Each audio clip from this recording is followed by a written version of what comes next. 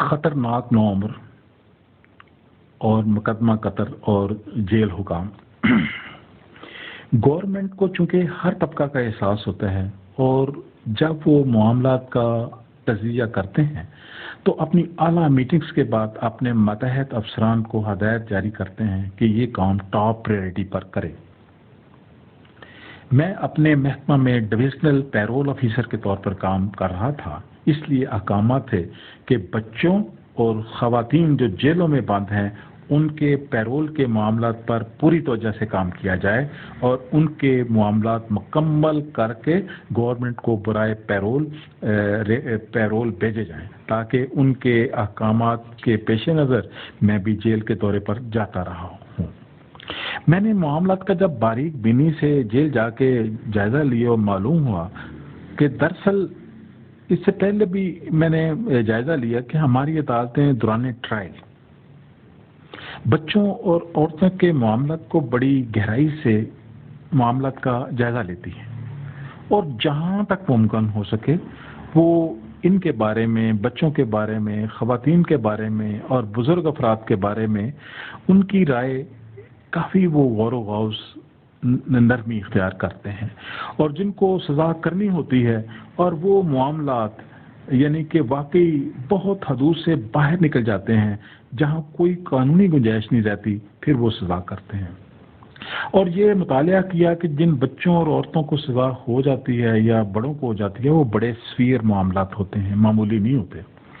ان کے پیچھے کوئی اور منصوبہ ساز ہوتے ہیں جو ان کو استعمال کرتے ہیں اور سنگین جرائم بچوں اور عورتوں اور بزرگوں سے کرائے جاتے ہیں جو کہ اعلیٰ کار کے طور پر استعمال ہوتے ہیں۔ چونکہ اس طرح کئی لوگوں کے علم میں ہوتا ہے کہ بچوں، خواتین اور بوڑھوں کے لیے کچھ الگ قوانین ہیں تو ان کو کسی نہ کسی طریقے سے ان کیٹیگری کو معافی بھی مل جاتی ہے تو وہ اکثر منشیات میں یا دوسرے جرائم میں ان کو اپنا اعلیٰ کار بنا لیتے ہیں۔ میں نے جیل حکام کو چند بچوں کے نام دیے اور انہوں نے مجھے ریکارڈ فراہم کر دیا۔ ابھی میں پہلے وارنٹ کا مطالعہ کر رہا تھا جس پر جگہ جگہ سرخ قلم کا استعمال ہوا تھا، لکھا تھا خطرناک ترین نوعمر مجرم ہے۔ کہیں سے بھی اس کے بارے میں بہتری نظر نہ آ رہی تھی۔ عام طور پر دیکھنے سے وہ ایک حشاش بشاش نظر آ رہا تھا اور کمرے میں کھڑا ذرا بھی خوفزدہ نہ تھا۔ ایک ریڈار کی طرح نظر گما کر جیل والوں کی طرف بھی دیکھا تو وہ نظریں ادھر ادھر کر لیتے تھے۔ میں یہ سب کچھ محسوس کر رہا تھا اور دیکھ بھی رہا تھا۔ میں نے اپنی نظریں اس کا ریکارڈ پڑھنے کی طرف رکھیں تاکہ اس نوعمر کو بھی اندازہ ہو جائے کہ میں کس قدر سنجیدگی سے اس کے معاملات پر غور کر رہا ہوں، اور خاص طور پر میں اس تیاری میں تھا کہ اس سے بات چیت کس طریقے سے شروع کی جائے تاکہ اس طرح اس کا جیل ریکارڈ پڑھنے کے بعد میں نے ہاتھ کے اشارے سے اسے سامنے سٹول پر بیٹھنے کا اشارہ کیا لیکن اس کی طرف دیکھا نہیں، لیکن یہ محسوس کر رہا تھا کہ وہ میری شخصیت اور میرے طریقہ کار کا بخوبی مشاہدہ کر رہا ہے۔ آخرکار میں نے ریکارڈ کو ایک طرف رکھ دیا اور بڑی اچھی طرح اس کو کہا، دیکھیں آپ کو تو سزا ہو چکی ہے، عمر قید کے آپ قیدی ہیں۔ اس کو یہ بھی کہا، نہ میں کوئی وکیل ہوں، نہ میں نے آپ کی وکالت کرنی ہے، نہ میں ایک پولیس افیسر ہوں کہ آپ کے خلاف کارروائی کرنی ہے، اور نہ ہی میں یعنی کہ ایسا کہ آپ کی سزا کو میں یعنی کم یا بڑھا سکتا ہوں۔ سیدھی سی بات ہے کہ میں گورنمنٹ کی طرف سے ایک مقرر کردہ ایک آفیسر ہوں جو کہ اچھے چال چلن، گڈ کنڈکٹ قیدیوں کے معاملات کو دیکھتا ہے، مطالعہ کرتا ہے، انٹرویو کرتا ہے، ان کے مسائل کو سنتا ہے، جرم کی محرکات کو سمجھتا ہے، چونکہ محرکات کو ڈائیگنوز کر کے سمجھ کر یہ واقعہ کیوں اور کس بنیاد پر ہوا، عمر، تعلیم، خاندانی پس منظر، جرم کی نوعیت، کاروبار، خاندانی ساخت کے بارے میں معاملات کو دیکھنا میرا کام ہے۔ اس لیے اگر اس میں بہتری کے امکانات نظر آتے ہیں تو پھر میں آپ کے کیس کو پروسیس شروع کرتا ہوں اور سزا کے باوجود بھی آپ گڈ کنڈکٹ کی بنیاد پر پیرول پر آ سکتے ہیں۔ میرا مقصد آپ کی شخصیت میں بہتر معاملات کو تلاش کرنا ہے۔ جیل والے پیچھے پیچھے اشاروں کائیوں سے پہلے مجھے اشارہ کر رہے تھے کہ یہ ایک خطرناک مجرم ہے، اس نے کئی دفعہ ٹل کھٹکھٹوائے ہیں۔ تو جب میں نے ان سے یہ باتیں کی تو جیل والوں کو معلوم ہوا کہ ہاں پیرول پر رہائی کے اور تقاضے ہوتے ہیں۔ پھر ان کا تاثر بھی تبدیل ہو رہا تھا اور وہ میرے بارے میں گفتگو کرتے محسوس انہیں ہو رہا تھا کہ میں بہت گہرائی میں جا کر معاملات کا جائزہ لے رہا ہوں۔ تو اس نومبر نے مجھے کہا جناب آپ مجھے رہا نہ کریں، مجھے اس کی پرواہ نہیں ہے۔ اپنے بارے میں اس نے بتایا کہ میرے ساتھ آپ کے سسٹم نے زیادتی کی ہے۔ میں نے پوچھا وہ کیسے؟ تو اس نے کہا کہ میرے 10th کلاس کے امتحانات ہوئے تھے، 2 پیپر میں دے چکا تھا، درمیان میں 2 چھٹیوں کا وقفہ تھا۔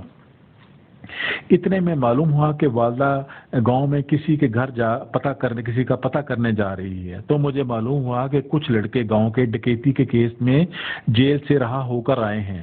گاؤں میں اگر نہ جائیں تو آپ کا سوشل بائیکاٹ ہو جاتا ہے۔ تو اس طرح میں نے والدہ کو کہا میں بھی ساتھ چلوں؟ تو اس نے کہا آ جاؤ۔ تو اس طرح وہ بچے اور کچھ لوگ اور ان کے بیٹھک میں بیٹھے تھے، تو یعنی میں بھی وہاں بیٹھا تھا، تو اتنے میں کچھ ملازمین پولیس کے آ گئے۔ ان کے بارے میں انہیں مزید کسی کیس میں وہ مطلوب تھے جو کہ جیل سے بچے آئے تھے، تو انہوں نے ان تینوں کو پکڑ لیا اور افراتفری میں انہوں نے چار تھا، ایک بچہ ادھر نہیں تھا، تو چوتھا انہوں نے مجھے بھی پکڑ لیا، کیونکہ ان کو 9 عمروں کی چاروں کے بارے میں طلبی تھی، تو اس وقت وہ ان کو نہ پتہ چل سکا۔ جس چوتھے کو وہ پکڑنا چاہتے تھے شاید اس لمحے وہ ادھر نہیں تھا، لیکن انہوں نے مجھے چوتھا لڑکا سمجھ کر پکڑ لیا اور تیزی سے پکڑ کر لے گئے۔ ہم چاروں ایک جیسے عمروں کے لڑکے تھے۔ میں سمجھتا ہوں کہ پولیس نے ممکن ہے کہ غلط فہمی سے ہی مجھے پکڑا ہو۔ میرے تو آسان خطا ہو گئے۔ ان کے ہاتھ جب مجھے لگے تو میں نے خداوند کریم سے تمام دعائیں مانگ لی۔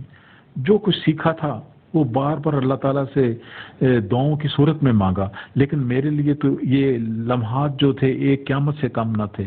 والد کی چیخوں کی آوازیں آ رہی تھیں کہ اس کو کیوں لے کے جا رہے ہو؟ لوگوں نے کہا فکر نہ کرو، جلد بتا کے لے آتے ہیں۔ وہ یقین کریں کہ اس کا نام و نشان بھی نہ تھا۔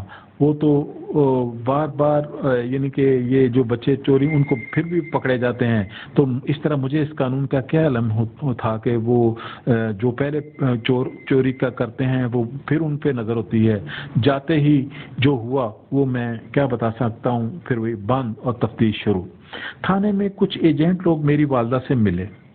فکر نہ کریں، معاملات حل ہو جائیں گے۔ میرے والد دبئی میں کام کرتے تھے، ایک والدہ اور ایک بڑی بہن پر ہمارا کل خاندان تھا۔ گزر اوقات اچھی ہو رہی تھی۔ جب مجھے حوالات میں دوسروں کے ہمراہ بند کیا تو مجھے احساس ہوا کہ میرے کل ہونے والے پیپر کا کیا بنے گا۔ یہ میرے بارے میں کوئی ان کو بتا بھی نہ سکا، یعنی پولیس افسر، ورنہ ممکن ہے کہ وہ مجھے ادھر سے فارغ کر دیتے۔ تو ماحول ہی بڑا ادھر شور شرابے کا بنا ہوا تھا کہ نہ جانے آخرکار انہوں نے میرے خلاف ہی پرچہ کٹ گیا۔ ان کو حالات کا علم نہ ہوا۔ اگلے دن ہینڈ کف لگی تھی، ہتھکڑیاں لگی تھی، کچہری میں لے کے گھمایا جا رہا تھا۔ میرے لیے یہ معاملات انتہائی رنجیدہ معاملات تھے، اور اس چیز پر میں خداوند کریم سے بھی شائق تھا کہ میری دعائیں کیوں نہیں قبول کی، اور پھر مجھے سخت تکلیف ہوئی۔ آخرکار جب مجسٹریٹ صاحب کے سامنے پیش کیا تو انہوں نے واجبی سی نظر رپورٹ پر ان کاغذات پر ماری، اور انفرادی طور پر بھی ہم ان چاروں پر ایک ایک نظر ان سے جائزہ لیا کہ اور وہ بار بار ڈکیتی کی دفعہ اور پھر ہماری طرف دیکھتے، اور تاکہ دوسرے بچوں کو نصیحت ان کو کرنے کی فکر تھی۔ مجھے اگلے سٹیپ کا اندازہ نہیں تھا کہ اب کیا ہونے والا ہے۔ یہی تھا کہ مجسٹریٹ صاحب چونکہ فیصلہ کرنے والے ہیں، مجھے ان سے تینوں سے الگ کر کے مجھے فارغ کر دیں گے اور میں گھر چلا جاؤں گا۔ لیکن کسی نے جج صاحب کو یہ بھی نہ بتایا کہ جناب آج اس بچے کا میٹرک کا 3را پیپر ہے۔ مجھے کیا بولنا تھا؟ ایک روب دبدبا پولیس کا، لوگوں کے ہاتھوں میں اسلحہ بھی نظر آ رہا تھا، اور سب سے بڑا دکھ ایک بہترین طالب علم تھا، میرا 9th میں بھی A+ کا رزلٹ تھا۔ آخرکار مجسٹریٹ صاحب نے بڑی تنبیہ کی کہ تمہارا علاج جیل ہی ہے۔ جوڈیشل کر دیا، اور میں کیا بتاؤں کہ جناب میرے یقین اور تصورات تباہ ہو گئے۔ خداوند کریم سے بار بار دعائیں مانگی، قبول ہی نہ ہوئی۔ مجسٹریٹ صاحب شاید کم ٹائم کے باعث ہمیں تھوڑی سی نصیحت کرنا چاہتے تھے کہ انفرادی طور پر پرکھنے کا شاید عدالت کے پاس شاید زیادہ وقت نہ رہا ہو۔ بار بار ہم چاروں کو دیکھتے اور ڈکیتی کی دفعہ دیکھتے، مجھے اندازہ ہوا کہ ان کے وہم و گمان میں بھی نہیں تھا کہ یہ چوتھا ان کا ساتھی نہیں ہے۔ وہ سب کو ایک نظر انصاف سے دیکھ رہے تھے۔ آخر کار جیل کی گاڑی میں ٹھونسا گیا اور جیل روانہ کر دیا گیا۔ اس طرح میرا تصور ایک انصاف کرنے والے کے بارے میں بھی دھندلا گیا کہ کچھ حاصل نہیں، دعائیں بھی قبول نہیں، جیل آ گیا۔ یہاں جب چاروں کو داخل کیا گیا تو اس طرح کوئی پوچھے گئے جیسے خدا پناہ شاید ان کا مقصد ہمیں ڈرا کر ہی بہتر کرنا ہے۔ آخر کار سارے ارمان ٹوٹ گئے۔